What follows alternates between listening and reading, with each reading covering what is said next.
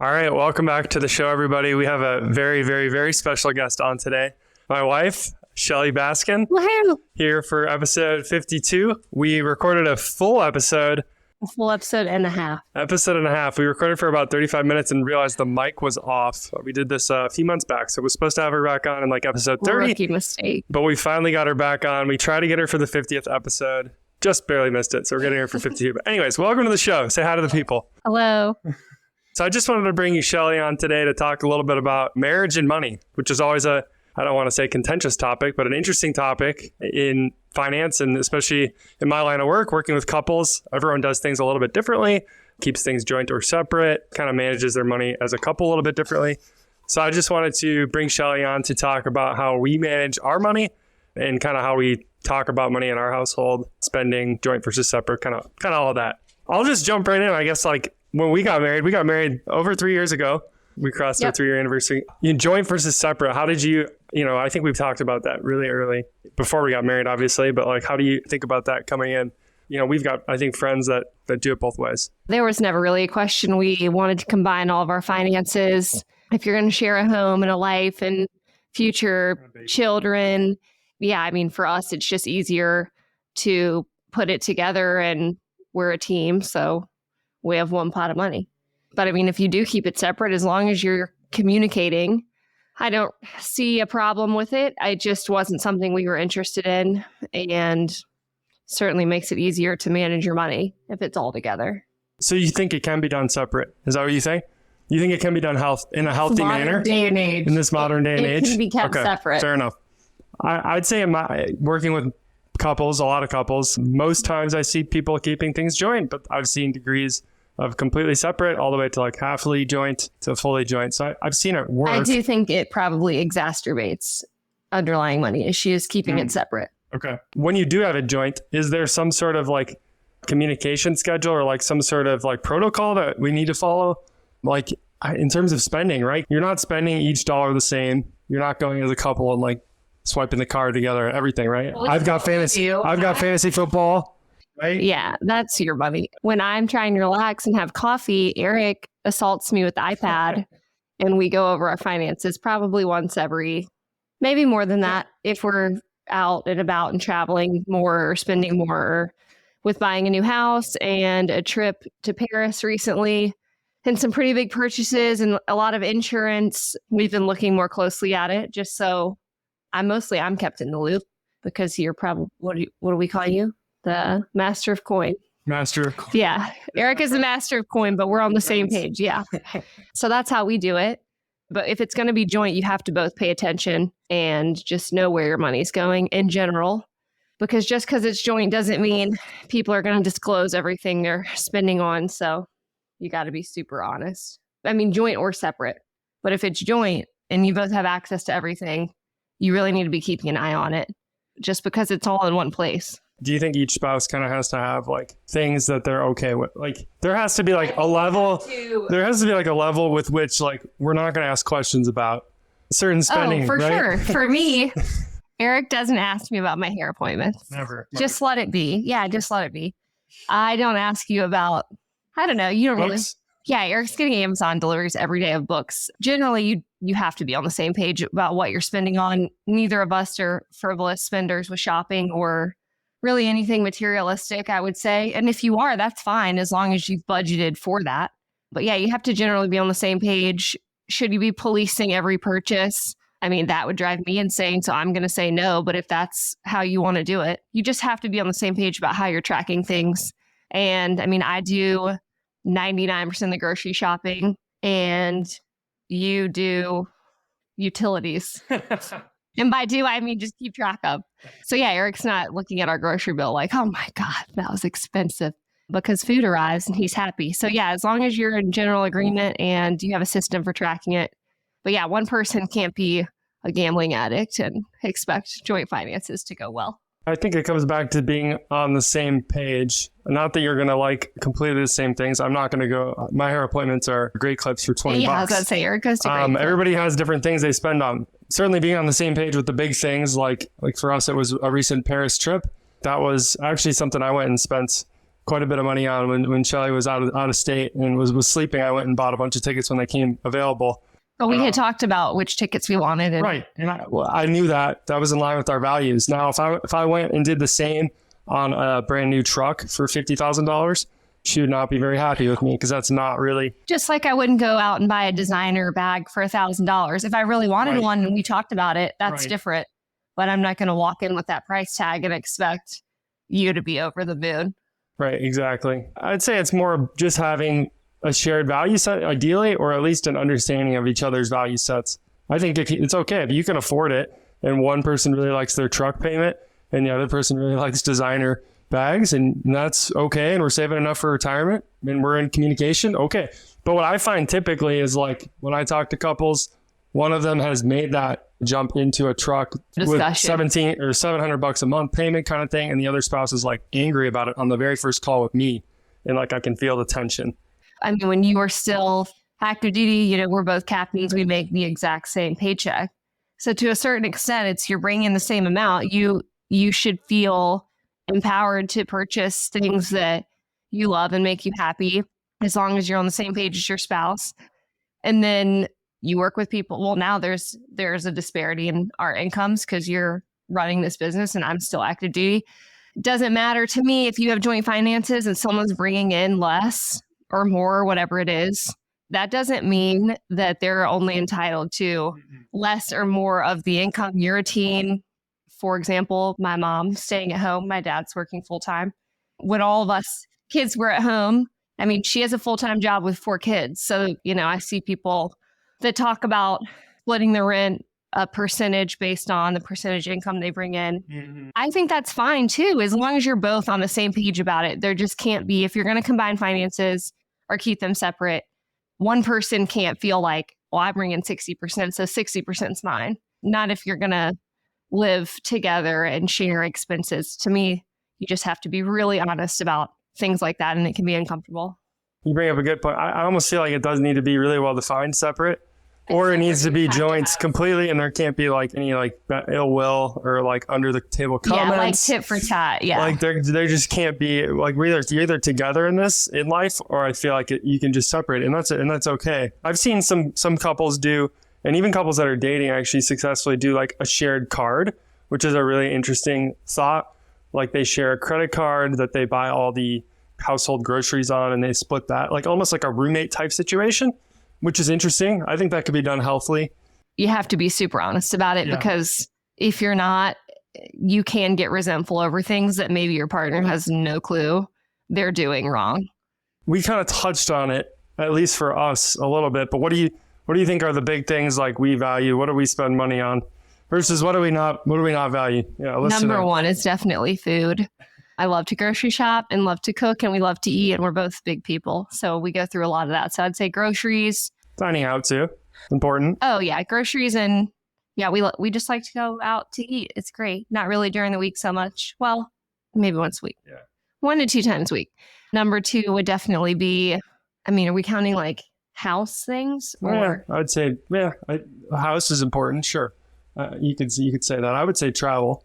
Well, I'm just thinking of the house we just bought. We prioritize having somewhere we love to live. Yes. Definitely travel/experiences, like a fun cooking class. We just saw Chappelle comedy show. That was great. Those kind of things cost money. Yeah. But they're so fun and we love doing it. So I'd say travel and experiences, food. Entertainment, concerts, big country concerts. Well, I'd say that it's experiences. Yeah. Yeah. After that, I'd say some things we don't really spend a lot of money on. General shopping, I'd say no. Yeah. Unless we're looking for something, or, I finally replaced some Eric's clothes from high school. So that was exciting. It does last a long time. It was time to go. Yeah. In general shopping, we shop sometimes, but nothing crazy. We're not like big online orders or anything. Yeah. Cars. Yeah. We've had the same cars since college. We both love our cars. I'm going to drive that Forester till the wheels fall off. But that's a really nice car and it will last a long time. Yeah, we spend quite a pretty penny on our 2 dogs. I would rather spend money on them than me. I just love them. Yeah. I feel like that's the big ones. That was a good rundown. Travel, groceries, and experiences, that can add up. Yeah, no, it all adds up and it all goes different places, I think, for different people. I think we probably eat out or spend a lot more on groceries than the average household that I see, but we spend a heck of a lot less on shopping and cars than the households I see. So it's like people are generally going to spend somewhere. It's just making sure that that's in line with your values. And in a perfect world is the same as your spouse. We're fortunate enough to kind of see things the same way. If we didn't, it would just be, as we said, communication being the key. You touched on it too. Like I would say once a month after the first of the month, I usually take the iPad into your face and show you our spending for last month. Do you think that's a good cadence, I guess, or should it be like weekly? Like what's a good, like Saturday morning, like coffee, like maybe a glass of wine? What should people like? What's a good cadence? To look at? I do like a happy hour finance chat. We do that every now and then. I think month to month is fine as long as your months are looking similar. Now, like I said, the last month we've traveled a lot. We closed on a house. We're, repairing our future deck. And so there's some big expenses where we've sat down and just looked at it in comparison to a typical month. But unless something's out of the ordinary, I'd say monthly is fine. For us, our expenses don't really change a whole lot. Usually, typically one person's taking, or is it maybe a lot more interested or just taking kind of the lead on the finances? How do you feel in terms of like, do I do a good enough job? Obviously, I'm our financial planner. Do I do a good enough job informing you like what's going on? Is that important? Because things happen. Like, I think both spouses need to know everything, like what's going on, need to be informed, need to know where things are. Where's the utilities? You're not buying anything that I'm unaware of unless it's changing. We're figuring out changing healthcare as I separate from active duty, things like that. Like you obviously have been taking the lead, but it's not like you're out here buying a life insurance policy when I have no idea. Right. So while you may be more in tune with the smaller details until we sit down and talk about it, there's no huge decisions being made without my awareness. We might not get the iPad out and look at the spreadsheet more than once a month, but we talk about what's going on daily. Yeah, absolutely. Now, let's talk about, this is for like all the business owners, small business owners out there. Maybe someone has a side gig. Maybe someone's a business owner like myself and the other one's active duty, or maybe has just a civilian job. How do businesses take money to start up? How do you feel like, obviously we went through this and are still, I'm obviously still a business owner, but household spending inside of the business, which is what it is at first when you have no revenue on day one. There has to be a lot of communication. What do you mean? Like how much money am I comfortable using to start up your business? No, that is a good question. But no, I guess like that's kind of like another complexity piece that I think if you do own a business requires more talking about.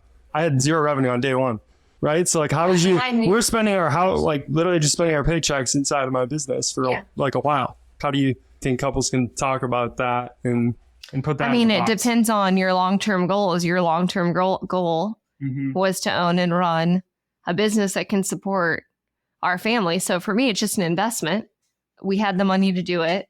There's no better time to do it than before we have kids. Yeah. The timing is never perfect for anything, but it's just an investment. And I had no doubt that it would do well because people have always asked you for financial advice. So you love giving it. You might as well monetize it and you're passionate about it. So take our money. No, it was fine. It was just an investment. I'm still, at that point, we were still both active duty and we had the ability to do it. So let's do it. So I didn't really think twice about it. Now, if we were in a different financial place, it would be different. It would probably just be crunching the numbers and just being really specific about how much money can we put into the business and still be comfortable living our, are we going to make cuts or whatever? But we didn't really have to do that because we were both fortunate to have full-time jobs on the side. Yeah, and I would add to that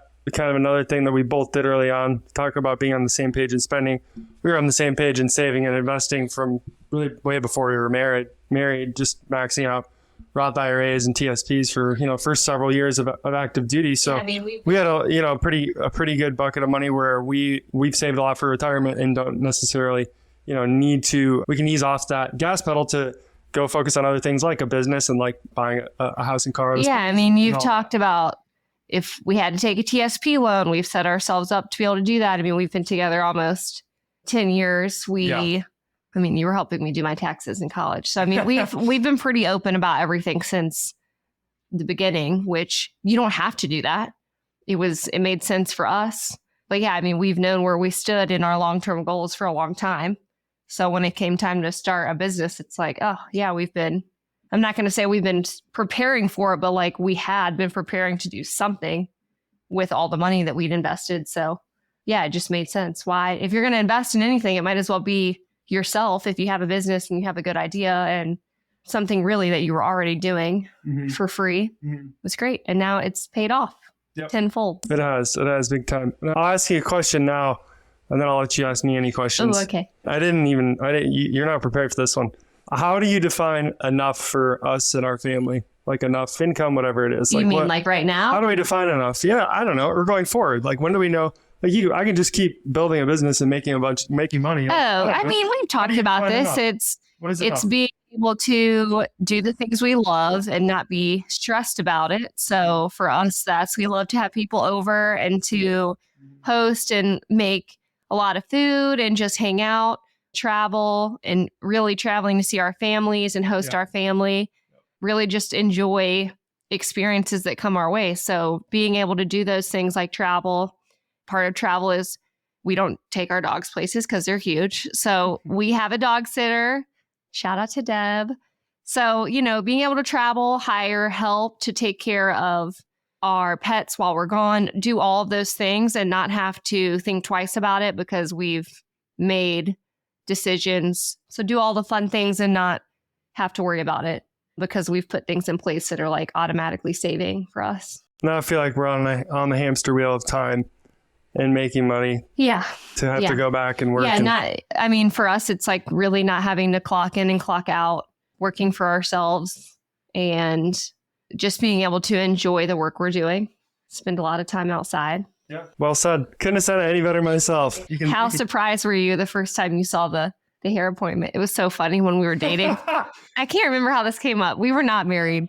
I was like, I have a hair appointment. I don't know. I might have left their seat like in the car or something. And he picked it up and was like, for all my girls out there getting highlights, you know what it costs. Okay. It's the cost of doing business. He was like, oh my God, Great Clips is $12.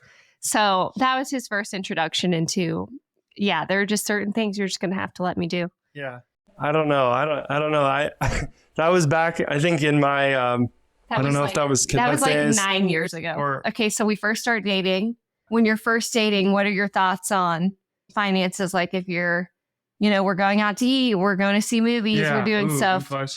How do you handle that? I think we kind of just traded off paying for things. I tried to pay for more things. Yeah, you definitely footed the bill. I was like taking you out to a nice dinner. I don't know, but I think. But then at the same time, we were in the exact same place. Yeah, it's different if somebody has a job and the other one doesn't. Or something like that. I think it's probably a little bit different in terms of paying for things. At a certain point, I figured our finances would just be combined. So. Phew. I would have gotten like a joint credit card even earlier, just for efficiency's sake. He says that now. We took the Europe trip over 60 days. Oh yeah, we spent everything on my card. That's a good idea. Or that's a good thing. Yeah, that's a good example. We were dating. We went to Europe right after graduation for almost 2 weeks. We put everything on your card. Looking back, you got all those points. And I did Amex, not. Yep. Yes, he got all the Amex points. I'm like, sure, put on your card. Then we just split the bill at the end. And then at the end, we split it dead even. And then I probably just paid you. Yeah, I think so. I think that's a good way to handle it. Just be open about it and usually just trading off paying for things, or if it makes sense to even just split things, that's cool too. I think just not making it weird and not making it if someone really... there's a romantic aspect to paying for dinner, right? Romantic. Dinner and a movie. I have friends, if there's a person that has a really stable job and there's someone that's getting their feet under them, if you can't contribute financially in the same way, you can contribute in a lot of ways that have nothing to do with money and talking to them about it. There's a lot you can do that has no monetary value, but makes a huge difference. So if you're not going to split it 50-50 or whatever you decide, there's always ways to be equal partners. Communication is key. That's it. Joint or separate. I think separate can work. You just have to be open about it. I know a lot of people don't want to combine finances. So what else what do you think about a prenup? We obviously don't have one.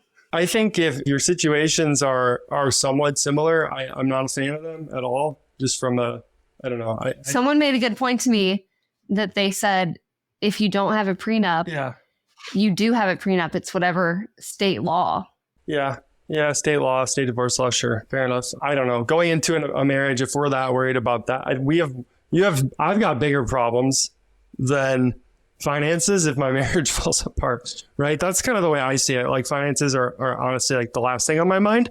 The marriage is first. So like if we're already that worried about a divorce and potential fallout from that, like let's go back to the drawing board and work on our marriage. That's the way I see it. That might be a little bit harsh. I totally see when we have like one owns a business that's worth $20 million or one's a celebrity, whatever, like one person isn't. Yeah, we're just like that's a little different. But if we're talking about us normal folk here, two normal people, like I'm not a fan of them. I think it kind of goes back to like joint versus separate. Like, hey, we're going to have a family and kids, but like, we're not going to combine our finances. Like we're going to share our house, kids, like everything.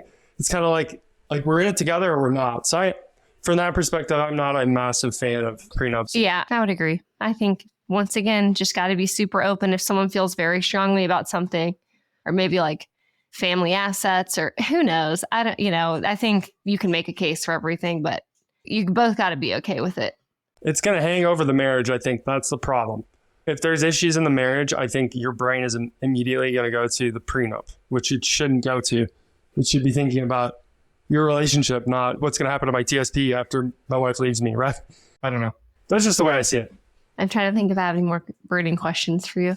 Well, I got one for you. I'm stealing this from Carl Richards. Go check out his 50 Fires podcast. This is what he asks towards the end of it every time. If we don't have kids yet, but once we do, knock on wood, what do you hope our kids say about money like 20, 30 years from now? Like, what do you hope they say about like their upbringing with money or like how the way they view money? I hope they just talk about it like they talk about anything else, and there's no, like, it's not some off limits or special heavy emotions. Topic. Yeah, it's just like, what'd you do at school today? It would be as easy as that, talking about investing and budget and just having a healthy financial relationship with your finances and being able to talk about it with people you choose to make a life with, because it is really important. I think most fights probably have something to do with financial related things. So yeah, I just hope they talk about it and they grow up and say, I felt informed. I want them to be educated, and I'll certainly make sure of that. But I also want them to not really care about it that much in a way. I want them to have a looser hold on it. Like, it's nice, like it buys nice things, whatever. But we also don't need it. We don't only care about it. We're also okay giving lots of it away. Like, I want them to like bring dollar bills to church to give away. Like, I want them to experience that and kind of grow up with not such a stronghold on money. Yeah, just like a hoarder. I don't want them to be hoarders of money. Just a generous outlook. Well said. Are you going to bring me back on in 50 more episodes? We'll pencil you in for episode 100. In about 2 years at this rate, if we're doing every other week. So You can think about a topic between now and then. Let me know. Okay, I'll think. Thanks for having me. Thank you for coming on, Shelley. Thank you for listening, everybody. You got any thoughts, comments, questions, let me know. And we'll see you back in a couple weeks with another episode. Thank you. Bye. Thank you for joining us today. Do you want the exact financial planning framework that I use with clients? Go visit baskinfp.com, where you can grab a free download of the ultimate military and veteran financial checklist to give you the bluff on what you need to be doing to manage your finances. We'll be back next week with some more content to help you on your journey to financial freedom. See you then. This is a friendly reminder that the Bluff Finance Podcast is general and educational in nature and does not constitute tax, investment, legal, or financial advice with respect to any particular individual or taxpayer. Please consult with your own tax, legal, financial, and other advisors regarding your own unique situation.